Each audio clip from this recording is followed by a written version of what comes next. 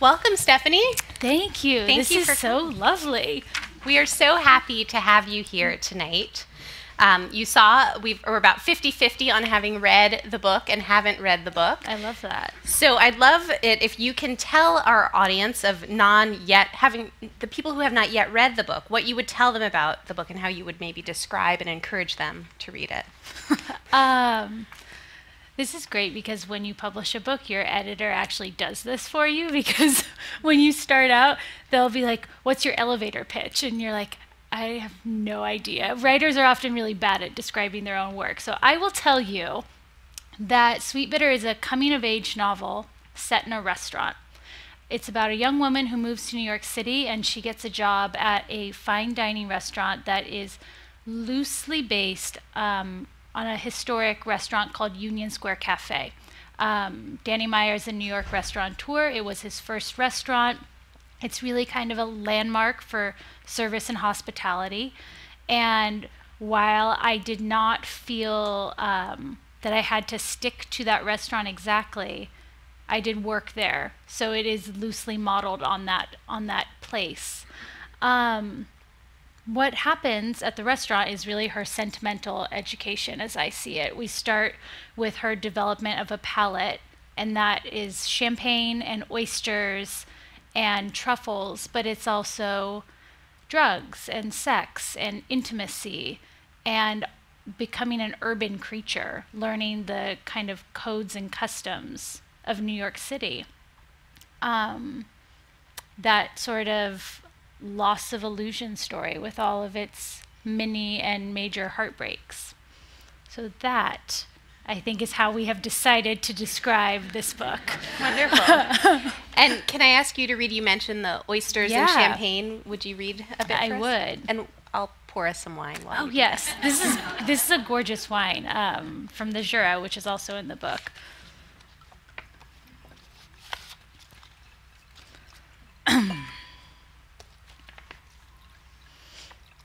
After service, the dishwashers rolled up the sticky bar mats, and the smell of rot rose from the blackened grout in the tiles.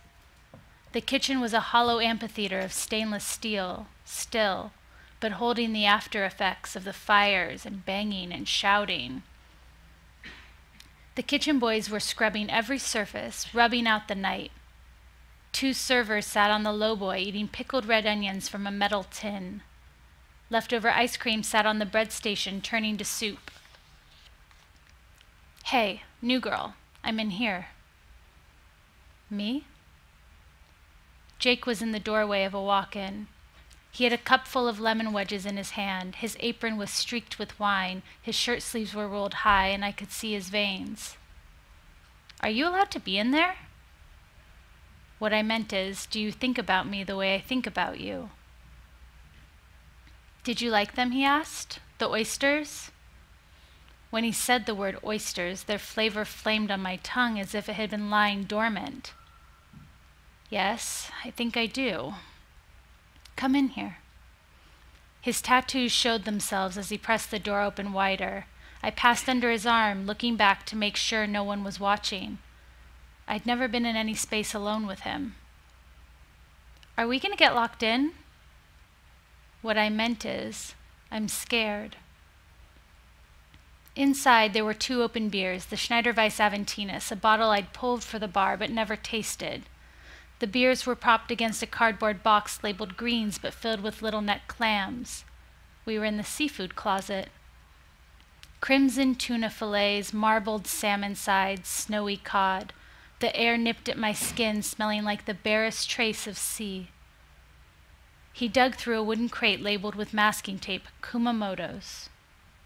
He pulled out 2 tiny rocks, discarded the debris. A strand of seaweed stuck to his pants.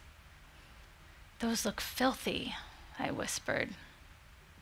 They're a secret, he said, quite a leap of faith. His voice was quiet with the motor of the fridge, and I shivered, moved toward him. He pulled a blunt knife out of his pocket, wedged the tip into an invisible crack. 2 switches of his wrist, and it was open. Where'd you learn to do that? He pinched a lemon over it and said, Take it quickly. I flipped the shell back. I was prepared for the brininess, for the softness of it, for the rigidity and strangeness of the ritual. Adrenalized, fiercely private. I opened my eyes and Jake was looking at me. He said, "They're perfect." He handed me the beer. It was nearly black, persuasive as chocolate, weighty. The finish was cream. It matched the oyster's creaminess. The sensory conspiracy made the blood rush to my head. My skin broke out in goosebumps. Ignore him. Look away. I looked at him. Can I have another? Well, there's a lot. Trouble. Amazing. Trouble, trouble. Yeah. We will return to that trouble. Yeah. I'd love. Cheers, everyone. Yeah. This is a Cheers. beautiful wine. I'd love to talk a bit about your path. It seems clear that so much of the book, and from what we know, so much of the book was inspired by your work in the restaurant industry. And so I'd love it if you could just tell us about when you moved to New York in 2006 and found that first job, and then, going and getting your MFA. Yeah, absolutely. There is this idea that first novels are autobiographical, and so I'm always kind of up against this, how much of this is true, and what was your experience actually like, which I don't mind talking about because I was actually much better at my job than the protagonist of this novel. She gets a lot of biographical detail from me. I moved to the city at 22 years old. It was 2006. I had that shitty apartment in Williamsburg. But the essence of the story is probably the most autobiographical aspect, which is this falling in love with the food industry, thinking you're going to get a temporary job while you wait for your real life to start happening, and finding yourself fully absorbed by this life and the lifestyle and the knowledge that you're gaining. Finding that there's levels of professionalism and expertise that mean that you can grow. Finding that people have benefits in healthcare and people have kids and own homes that are just servers. That's very particular to New York. I've been working in restaurants since I was 15 years old.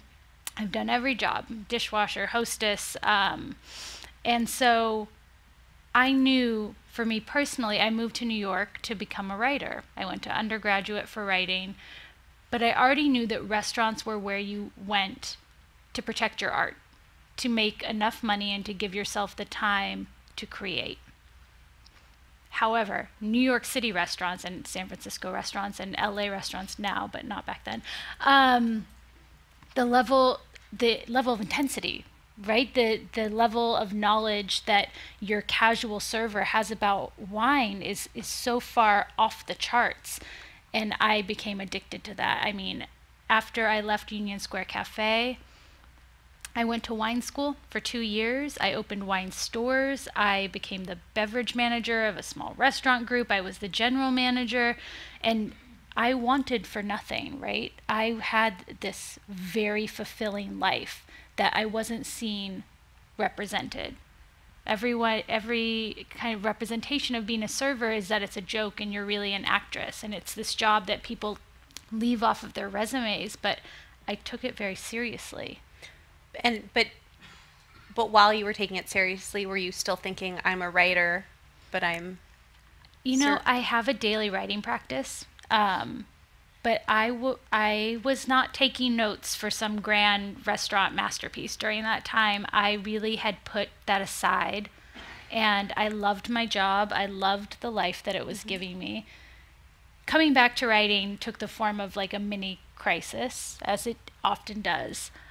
But no, I stopped considering myself a writer. That's the truth. And did you think really that you were building a career in this industry, the food industry, that would be where you would be and be happy? Absolutely. No, I owned 2 restaurants. At a certain point, I was involved with the opening of them, and that was me, right? You're signing leases, and you have sweat equity, and you've worked for 7 years, and in my case, my entire life to make it to this point.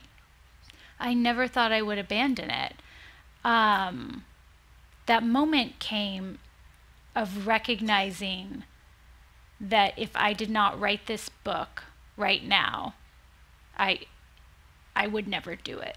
And it sounds very dramatic, but I talk to so many other writers where you have that kind of life or death split where it feels like a matter of survival.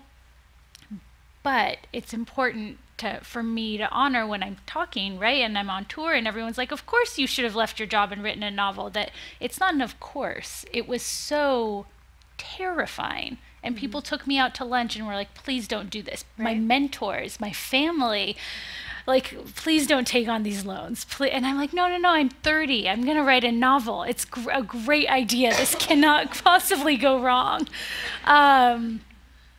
And that kind of, like, I think the seriousness with which I took that risk, how invested I was in that old identity, made me work harder in graduate school, is the truth. I finished the first draft of Sweetbitter in the 2 years I was there, and it was because I felt I had given up so much. I did not take 1 second of my schooling for granted.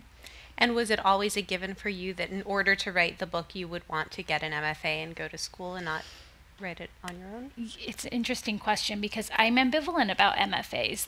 They're hard to justify. They're very luxurious degrees. And I don't know that you really teach writing in a graduate program. What I do know is that when you go to a program like that, you're giving yourself the time and the space and the community. And each one of those things is a massive gift. And I decided to give myself those gifts, but I could have saved a lot of money if I just started working part-time. I couldn't do it. I'd been managing restaurants for so long, and I'm sure some of you are in this industry. It's a 70-hour work week. It is your entire life. And to think that I was going to suddenly break from that and enter a new mental space without help from teachers and classmates, I wasn't strong enough. And I get a lot of people come to me and they ask whether they should go to school or not, and it's a deeply personal decision. And my answer is, if you have an idea for a novel and you are willing to work your ass off for 2 years and treat this like a job, then yes, you can go to graduate school. But it's a tough decision. Yeah. But ultimately, a good one. Yeah. It's hard to justify, but it worked out. It's okay in this case. Yeah, in this case. And so by the time you actually did write the book, you were 7 years after moving to New York. Is that right? I moved at 22 and I got into school at 29 and started really pushed. It was 30. So yeah. And was it hard to put yourself back in that place to write? Oh my goodness, yes. I was so drunk when I was 22. I don't remember any of it. So I have this daily writing practice, which I thought would save me, right? And I go back to my notebooks and they're just like, it's gray today. I'm anxious. And I'm like, this is useless. This is just, they were not helpful at all. So here I am, a decade older than my narrator, trying to remember what it felt like to be brand new to the city that I now knew, it's a part of my fiber. It was really hard. I identify more with the older, cynical characters in my novel, the people that are really jaded and kind of mean. And to think about this buoyant, optimistic young thing that she has so much hope. It made me feel very old. But, there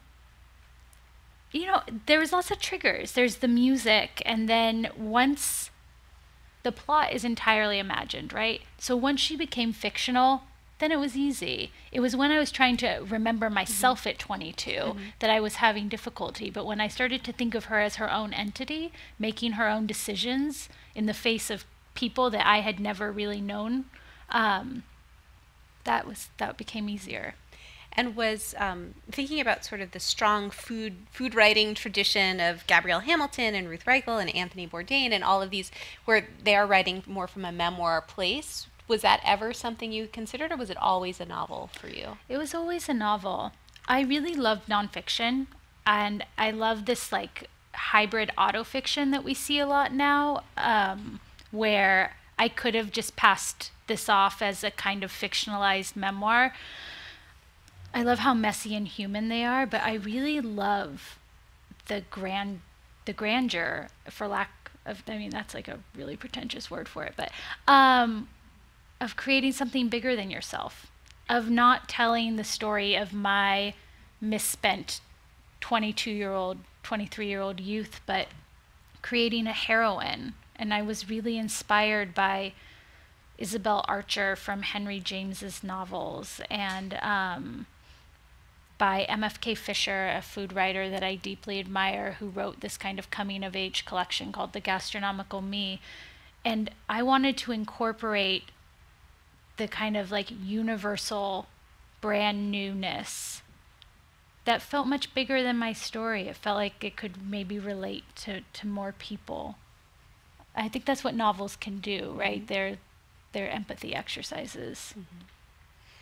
And you mentioned that once Tess was a character, it was easy to go with, or not, probably not easy, but easier to develop her and keep her separate from the jumping off point of you when you were in New York in your early 20s. But I'm curious about her story, which is so relatable and universal, as you talked about. It's that coming of age story, moving to a new place, finding something that you can connect with. And that's very relatable, but in some ways I think her character is not necessarily likable.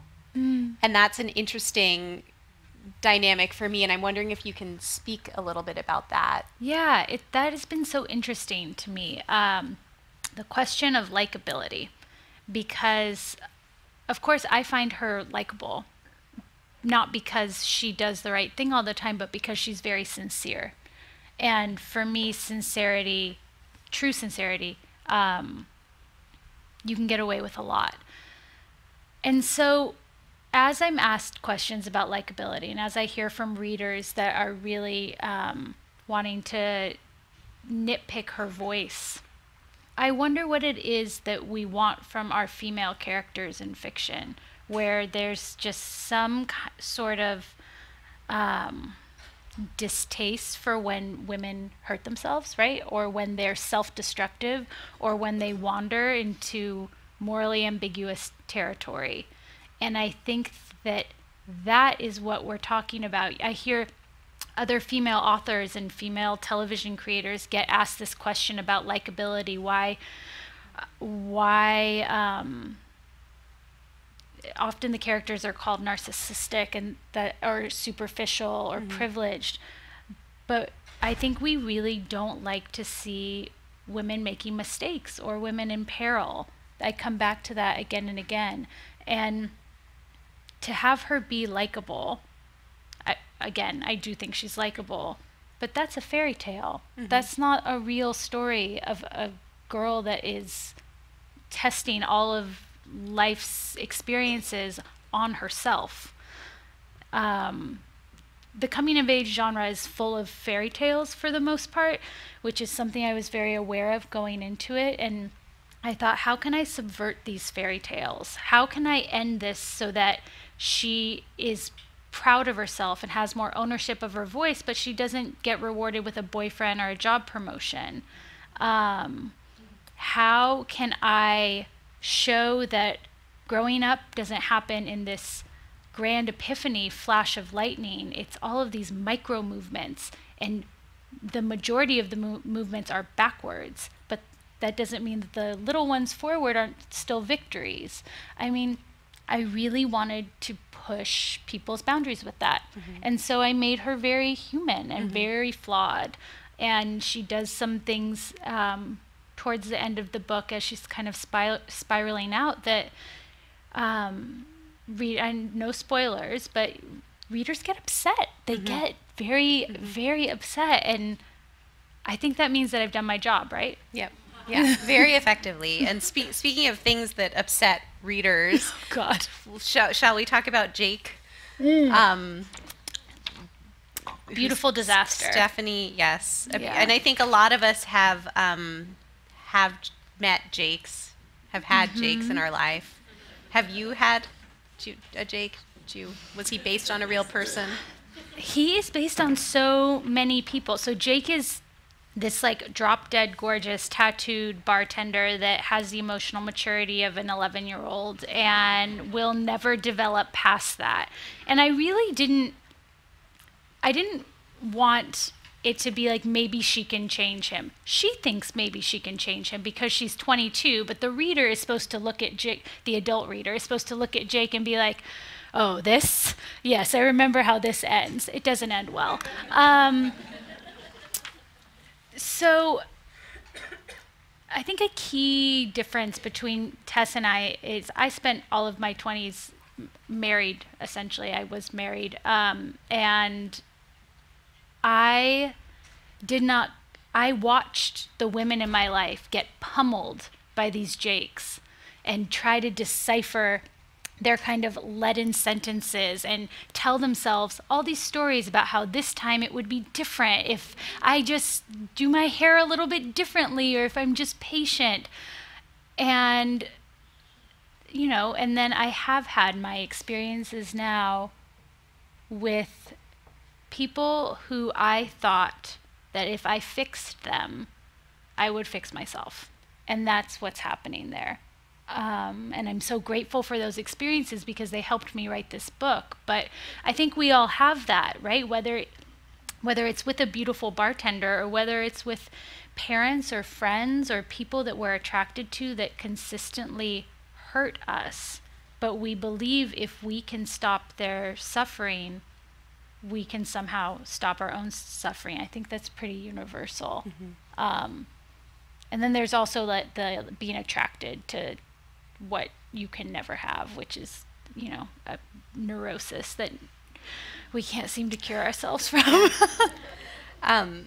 Yeah, and I wanted to circle around to it, and you referenced it, you know, that dynamic in a relationship isn't necessarily only a love interest dynamic of trying to fix someone and trying to save them. And you wrote a piece in Vogue about your father having. Oh boy!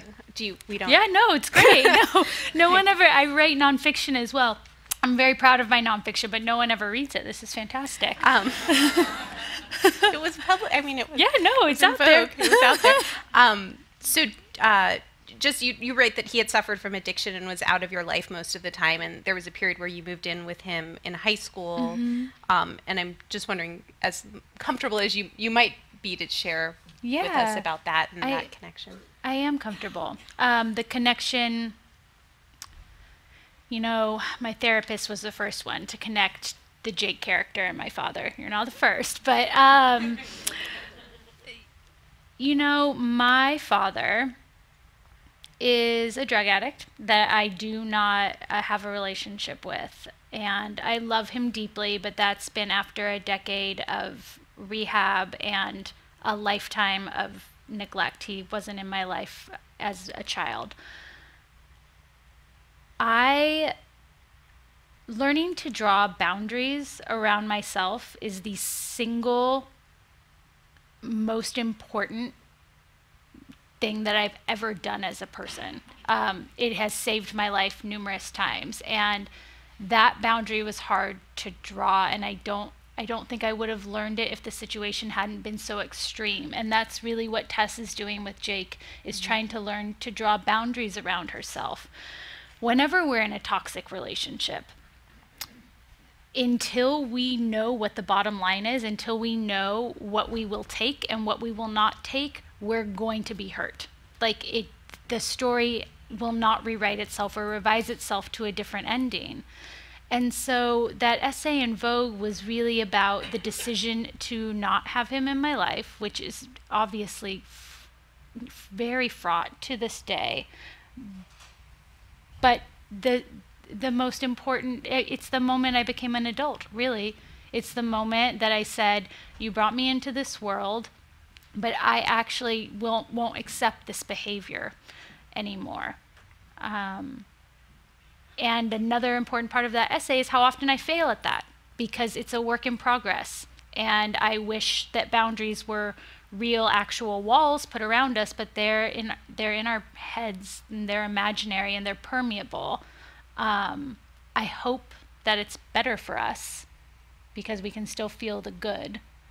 But you know, it's a complicated, ongoing process. Yeah. Loving people that hurt you, I guess, is how I would put the banner over that. Yeah, and something I think everyone has experience with, for sure. Of course.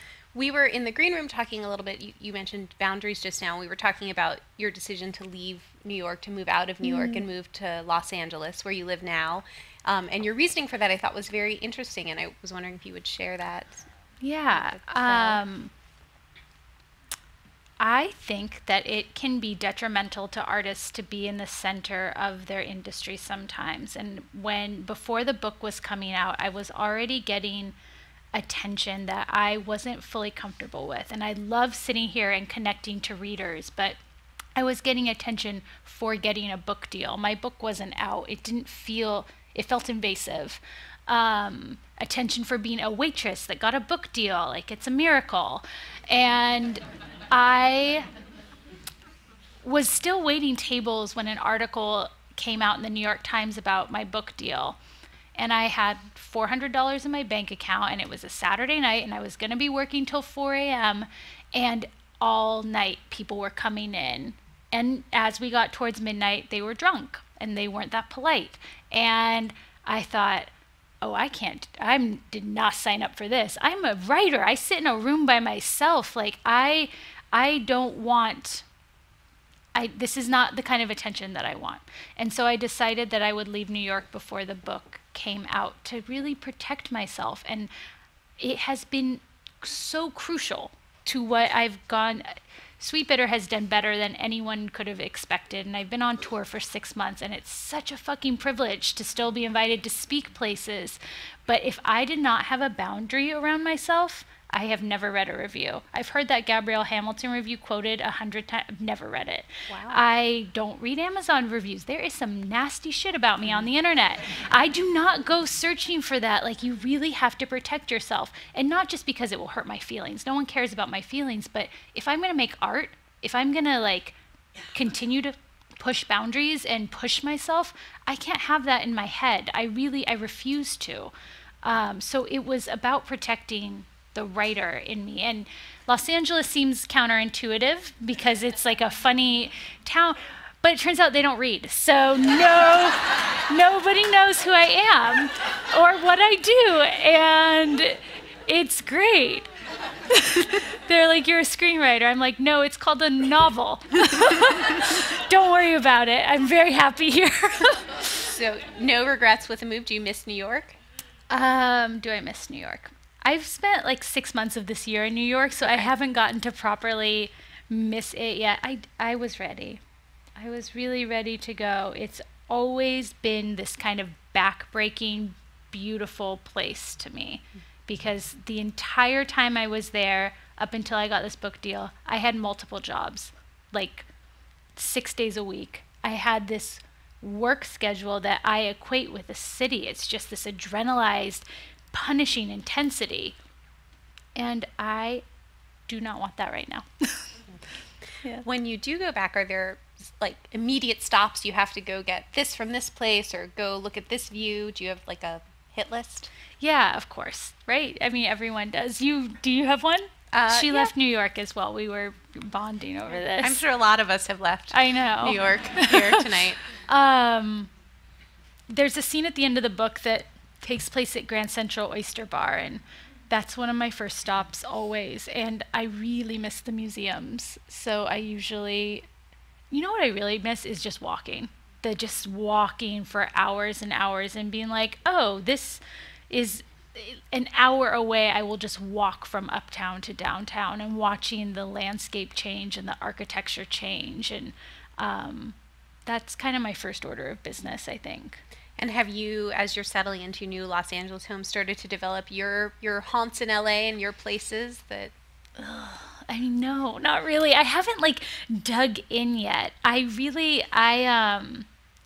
is still new, which is so exciting to be 32 and to have been known this one city so well, and then to be in Los Angeles and experiencing a new city. I do have some routine. I do have like a few things. The Hollywood Farmers Market has oysters for breakfast, and I'm the hiking, right? I moved back to California so I could be outside and run outside. So that's part of it. Thanks. I want to return a bit to the book, and I wanted to ask you about the title, actually, Sweetbitter, if you can tell us where it's from and why you chose it. Yes. If you ever write a novel in graduate school, you will know what you think about your own work before it ever gets published, because every single week someone will be like, so I hate the title. And I'll be like, I don't want to talk about the title. And they'll be like, so this character is like really unlikable. I'll be like, I don't want to talk about that anymore. You do this over and over again for 2 years. As soon as I knew that was the title, I was reading Anne Carson, who is a poet, and I was reading her translation of Sappho, who's an ancient Greek female poet, and she is commonly known as the first poet to call love bittersweet. And Anne Carson is translating, and she says, actually, I'm looking at the Greek, and it's sweet bitter, which is the order that love goes in as well. And I mean, she wrote an entire book called Eros, the Bittersweet. It was her PhD thesis. But that was it, right? That is the order of love. And then I thought, what really is growing up except distinguishing between what is sweet and what is bitter, what is good for me, what is bad for me?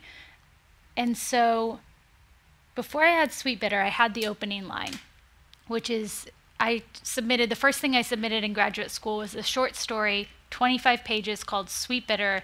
It had the same first line, the same last line. I read that oyster scene because it is exact. It came to me from God knows where, and it is almost to the letter what I wrote in that first draft. I had Simone's voice. I had visions of Jake. But this, you will develop a palette. That's the opening line of the book. That's the plot. That's everything that happens. I saw it all from that first sentence, and the same is true about Sweetbitter. I saw everything that happened, how she would run the gamut from sweet to bitter and come through it marginally better than she started.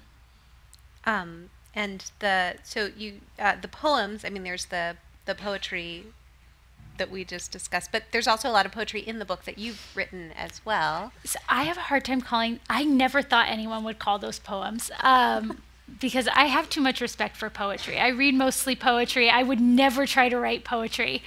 Those to me, I call them the chorus. They are a Greek chorus. They are the first person plural, the we voice. And really all I was trying to do was match what it sounded like in a restaurant. When you're picking up stray fragments of conversations, you don't have time to finish your sentences. Things are repeating, right? Mm-hmm. Certain phrases all the time, but with a slight variation, which lets you know you're in a new moment. That to me was like being in a tunnel and thinking about dinner service and how you're moving through it and you're so task oriented, but you're always picking up the stray bits of dialogue.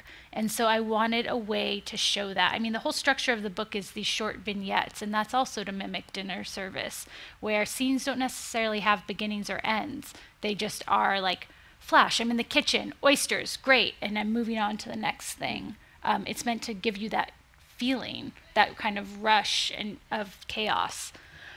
But poetry was huge to the book in other ways, mm-hmm. right? I think about each of these vignettes as kind of an exposed moment, which is something I learned entirely from poetry. There's Frank O'Hara has a poem that begins, it's untitled, and it's light clarity avocado salad in the morning. And I kept it tacked above my workstation because I thought this is what food can do. Light, vague. Clarity, really vague. Avocado salad in the morning. Bam, I'm in the scene. I have been given presents. And so every scene, whether there's food or not, I wanted it to have that feeling of this kind of like illuminated moment based on the poems that I love so much.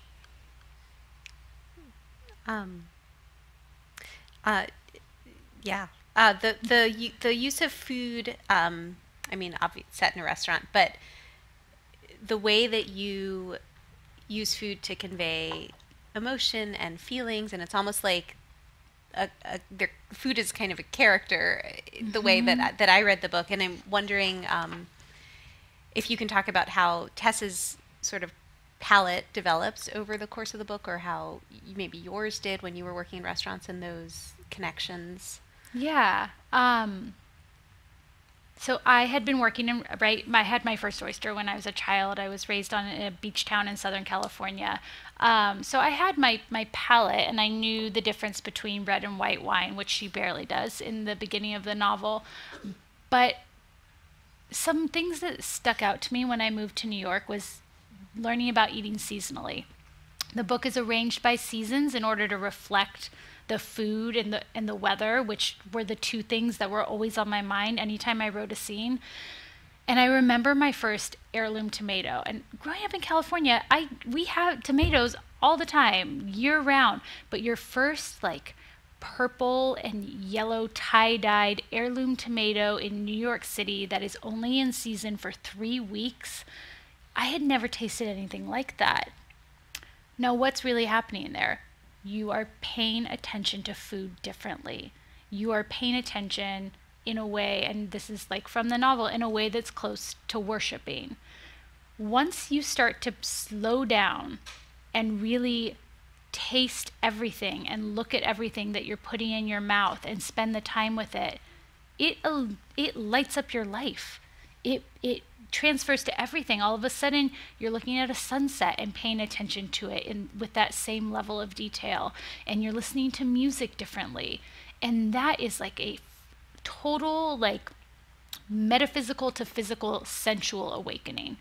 And that happened to me. And that to me is developing a palate. Technically, developing a palate is learning how to talk about things, right? Learning the language for food and wine. And that's a part of her education as well. But I was really thinking of this sort of religious conversion, right? It is like worshiping food and wine and pleasure and the body, and letting it kind of filter out over everything you do from there. Yeah, and the way that you write about food, so that graphic way of writing about food, which we heard when you read, also you're very graphic and upfront when it comes to sex in your novel. Right, yeah. And so I'm wondering if that was uncomfortable for you to write about, or easy. What was your relationship? So easy. Oh my God. No. Writing about food and sex, you're just like alone in your room and you're just like, oh yeah, I have got this. Adjectives are flowing. And then you read it the next day and you're like, this is all shit. That's great. So the question of sex came up a lot because I knew that I didn't want to fade to black, right? Which we see so often in television and in books. We get up to that like intense fulcrum point and then the camera moves away. And I thought, if she's paying attention to an oyster like this, I can't have her cut out when it comes to sex. And I from a technical standpoint, if there are any writers in the room, you come to the moment where you're like, what words am I actually going to use? Like, because it changes the nature of your book. And I thought, I'm going to be very graphic because she is very graphic about food, but it did not feel true to Tess. She has this kind of lyrical, ecstatic, romantic point of view. So to like devolve the language quickly did not feel entirely true to the character. I definitely, the thing with writing about both of those subjects, food and sex, is that the reader, when it becomes gratuitous, the reader can tell and loses interest. Everything has to be essential to the story. So that oyster scene, I could have stayed there for probably like 5 more pages, and I could have had her reflect on it, like, oh, that was arousing. I think I like him, that oyster. But instead, I thought, let's get into the moment, let's take the story where it needs to go, and then let's move away. And that's what I tried to do in the sex scenes as well. There's no gratuitous sex. It's all a moment that changes her. And so I tried to use the same language for both of them. There were a lot of cut sex scenes that will make its way into an erotic novel that you guys will never know that I wrote. Changing my name. I'm not kidding, actually. I've talked to my publishers about this because it's just so much on the cutting room floor. And there's a great scene about anchovies that had no place, and you lose a lot when you write a novel. So I do know you had signed a 2-book deal with Knopf. So will the second book be a it will romance not be, novel? No, it will not be. No. Knopf's going to kill me. You did not hear that. That was a joke. Yeah. The second novel. I have been focusing so much on my nonfiction recently. I have an essay about moving back to California and California's drought that's coming out in January in the Sewanee Review, and I do travel journalism, and I just got back from Peru. I'm writing a piece on the Sacred Valley, and that seems like a perfect place to put my energy because last weekend I had 5 flights in 3 days, and I leave for Miami in 2 days, and I don't know how anyone would write a novel given this schedule that I'm on. But you can write an essay, right? I mean, it's like a short adrenalized burst of energy. That said, things have been coming to me that I'm very excited to sit with, and it will be a novel. And it will be different from Sweetbitter, but it will not be my erotic fiction novel. You really won't even know it's me. You might. There might be food in it, and everyone will be like, that's her. Yeah. We'll know. Yeah. No one else might, but we'll know. So I have to ask, do you ever get sick of the food world? What? No. Never? I mean, no. The burnout rate for food industry workers is like ridiculously high. I want to say that it's right behind doctors, but I might be inflating it a little bit. I miss it so much. I think that working in the food industry when you're an artist is such a safe space to be extroverted, to go in and like try on different personas and be flirtatious and then go home and read Virginia Woolf for 2 days and not talk to anyone. And I miss that balance a lot. I get sick of certain aspects of the food industry. I get sick of not to say anything against Anthony Bourdain, but I get sick of that depiction, which is part of the reason that I wrote this book, this like testosterone, rebellious, aggressive, knives and drugs. And my book has knives and drugs, but I wanted to show kind of a different side of the food world. I feel like we see the same all the time, and now it's been inflated so that it's like the subject of reality television, and that's just like a false sense of celebrity, and lots of bad behavior comes from that. But no, I miss the food industry every day. Would you see yourself returning to it? I'm scheming every 5 minutes. I'm here talking to you, and I'm also thinking like, oh, what can I open? What can I do? And it's a real illness, to be honest, to everywhere I go in the country be like, great, I'm going to steal that, and I'm going to make a wine bar with that, and I'm going to do this. I can't work the way that I did work in it. But I will definitely I really think that if you treat all of your obsessions seriously and they will come together at a certain point. Being able to talk about food and writing, like I never thought that day would come, but I feel like if I keep it as a priority, it will stay in my life. What have you found anything in San Francisco while you've been here that you would steal and bring to LA?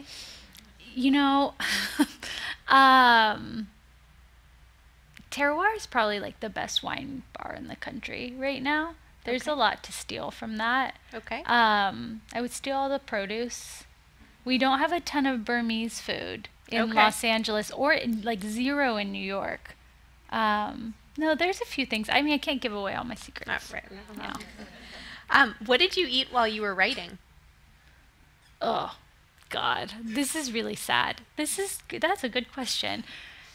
So I always imagined in Virginia Woolf's diary, she has her writing schedule, and it's 3 hours in the morning, lunch, 1 hour of correspondence, 2 more hours of writing, and then dinner 6 days a week. And she's incredibly prolific. And I thought, oh man, when I stop working in restaurants, I am going to be so civilized about this. I am going to be on this. But I've never had a job, like a 9-to-5 job, ever once in my life.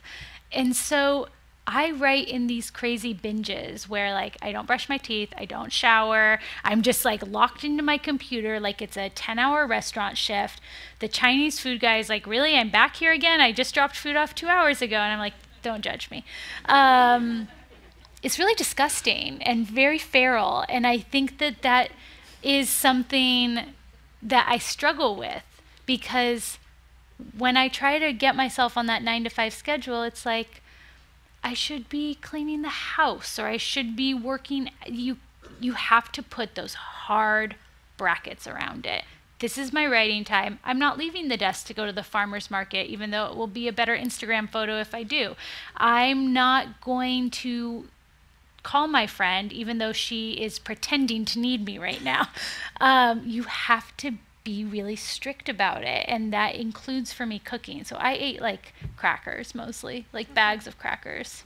And do you have a go-to when you aren't in the throes of it? When you do cook, do you have a go-to, this is your slam dunk meal? I mean, it's not even a slam dunk. They're my bachelor meals, my bachelorette meals, essentially, which is just a grain bowl like everyone else, lentils, a poached egg, a sunny side up egg, braised greens, the most boring shit in the world. But it's really good and easy to execute if you have the ingredients on hand. So it really is about setting yourself up for success. All right. Yep.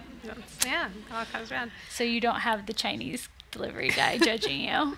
And can you tell us what makes a great server? Great waiter? Yes, I can.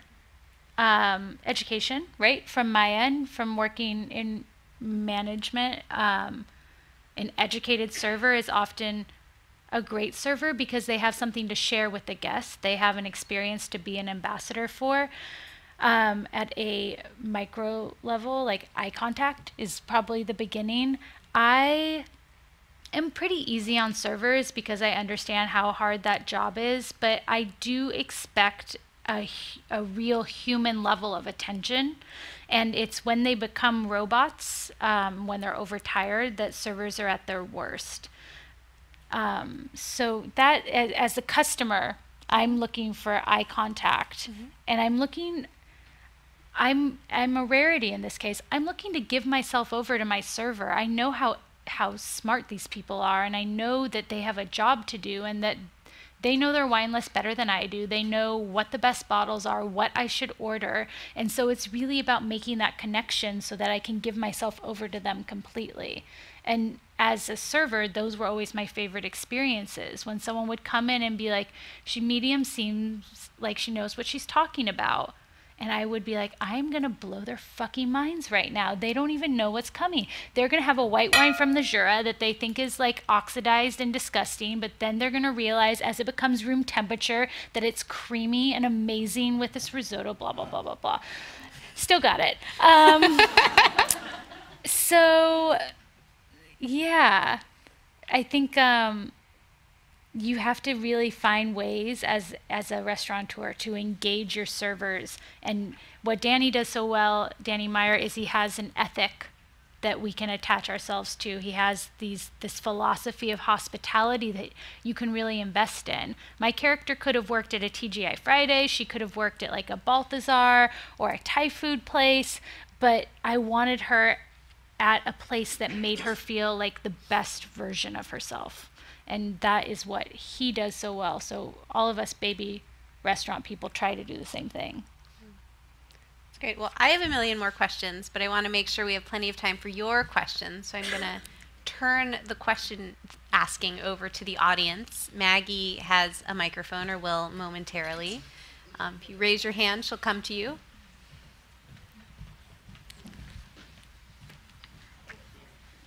Hi. Hi. I'm curious to know how much you really knew about wine at 22 when you started at the restaurant, and how you accelerated your learning, or what you took from that. Yeah, I drank Yellowtail, so I knew nothing about wine. I had been at college in Ohio, and I bought wine at the grocery store. And I remember, this is true, in the interview that she has, the general manager asks her, what are the 5 noble grapes of Bordeaux? And I was like, what the fuck are 5 noble grapes? Like, I was lost. But having grown up in California, having worked in restaurants since I was young, I did have like some understanding of wine country and what Cabernet Sauvignon should taste and smell like. But it was the people above me, and then I was waiting on one of a regular at Union Square Cafe, and we just really got along, and she said, you should come work for me part-time. And she fully stole me. And she was opening up a wine store, and to leave a service job for a retail job is idiotic because you make $0. But she would send me to wine school, and that was when it changed, and that was 2 years. At the WSET in New York City, which I'm sure they have here as well. It's a great program.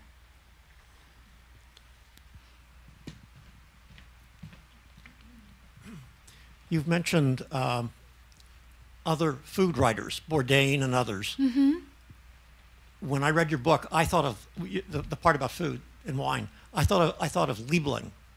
Oh my God! Yeah, and so my question. Yeah. Thank you. But my question is, how much of your food writing in the book is experienced, and how much is writerly skill? It's all based on experience. I would have a hard time writing. That's such a great question.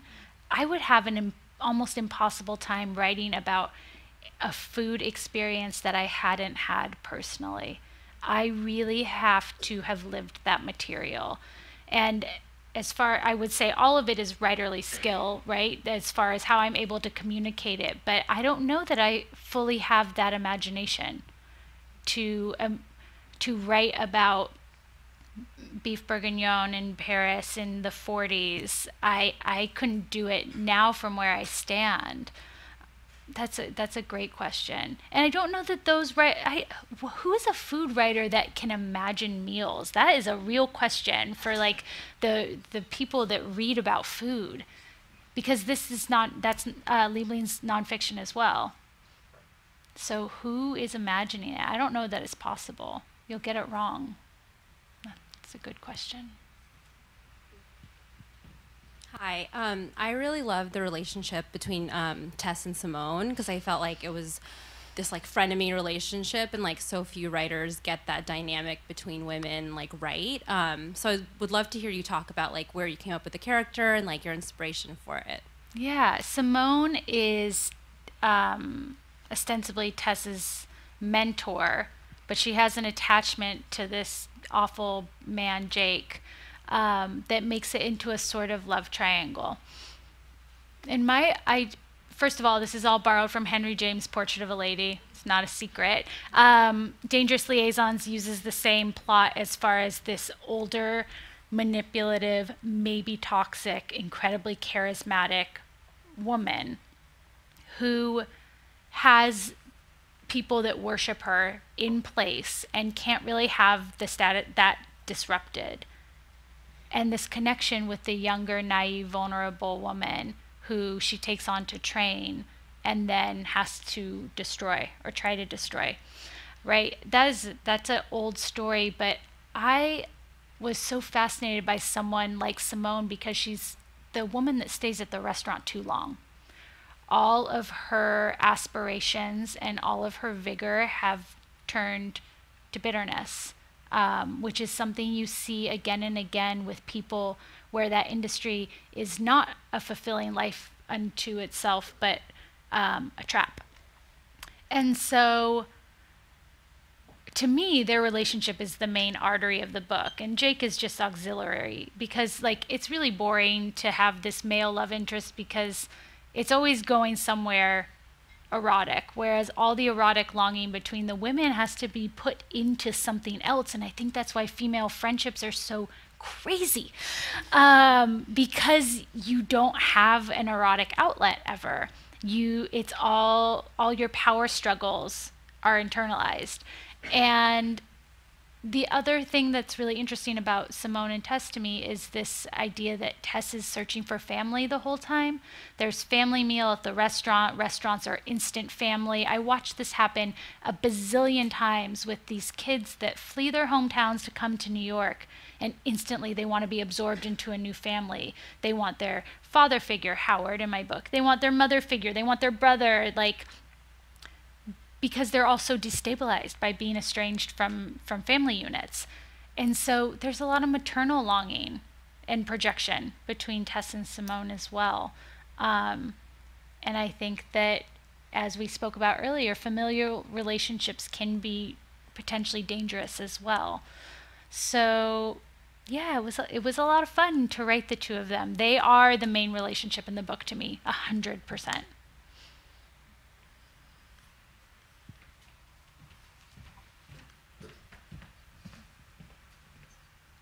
Hi. I was wondering if Hi. you could share a little bit more about your daily writing practice when you're not on a deadline for a specific assignment. Yeah. So it has changed a little bit because I don't wait tables anymore, but I still block off entire days, and I really need to wake up in the morning and know that I have until I can't stay awake anymore. And that means no lunches, no distractions, no people coming over, no cooking for people. These are all things I enjoy in my real life. I find that I cannot be both this person that you guys see and who's talking to you and my writer self at the same time. It's really hard for me to flip that switch.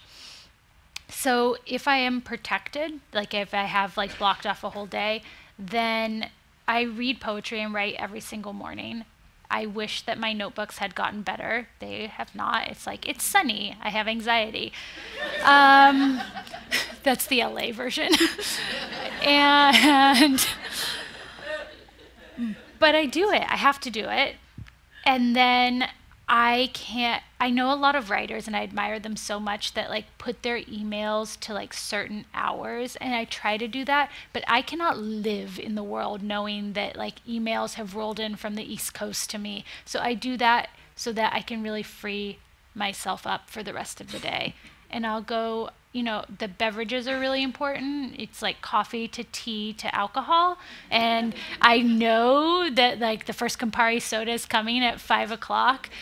And then it becomes about not getting drunk. But that's what a day looks like. It sounds really nice when I'm describing it. I read a lot. I take a lot of reading breaks, a lot of writing, a lot of walking breaks. So we have time for 2 more questions. Stakes are high. Hi. Hi. To go back to the Simone and Tess relationship, to the beautiful aspects and the loving aspects between them, and listening to you speak tonight, I wonder if you could talk to us about a time when you were the Simone and the beautiful parts of the Simone. Yeah. When I was like 25, I became a manager of a restaurant in New York City called Tia Paul, and I was managing people that were my same age, and they were behaving like hooligans, and I had to say no to them, and they laughed in my face, and I would be like, you can't drink during work, and they just like pour the wine even more. I'd be like, this is a nightmare. Saying no as a young woman is really, really difficult. Saying that kind of like that level of discipline.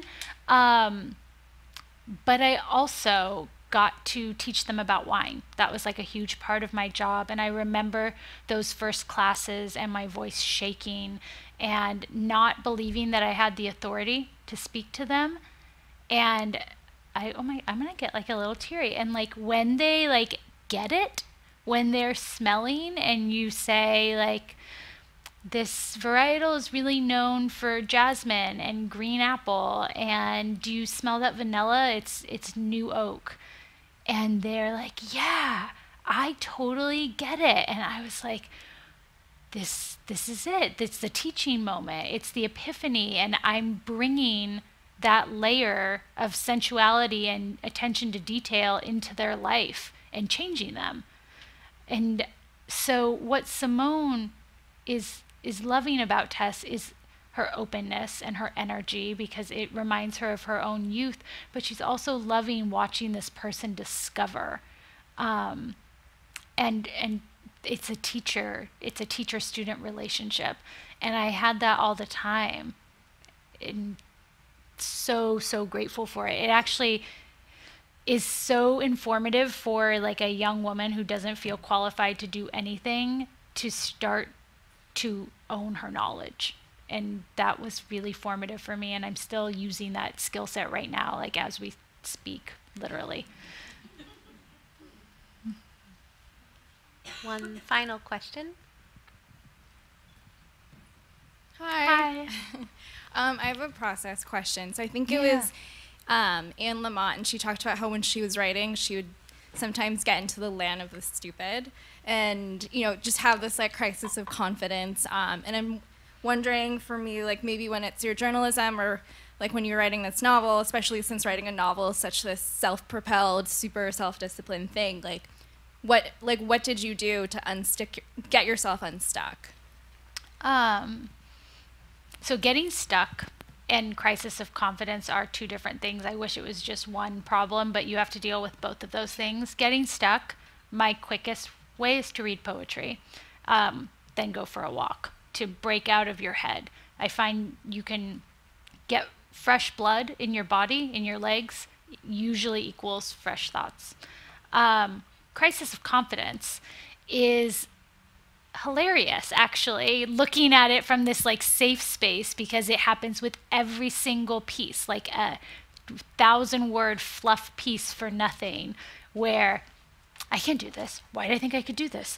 This is a nightmare. Why did I pick this job? I'm just done. I'm gonna quit writing. And I'm really serious when I say those things to myself, and then call all my friends and say that, and they're like, what are you talking about? You know you can do this. But that's the thing with writing, is there's so much about it we don't understand. And I really do believe that there is some mystical aspect to it that we can't rationalize. Where do these thoughts come from? Where does this come from? What is the state that I'm in when I'm imagining? People want to be like, it's just showing up at a desk. It's not. That's just not true, for me at least. And so every time you think, it's not going to happen. I lost it. It's gone.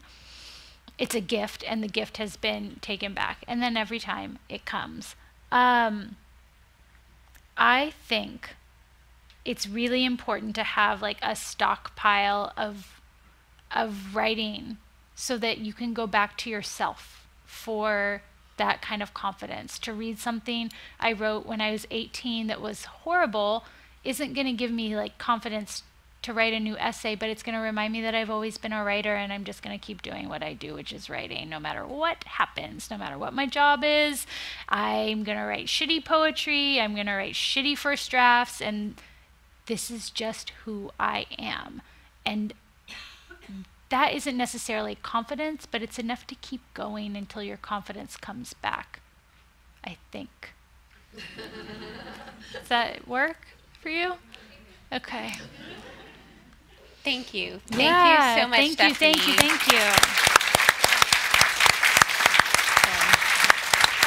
Thank you. Stephanie will be signing in the atrium, so please buy at least one copy of the book and say hi. Yeah.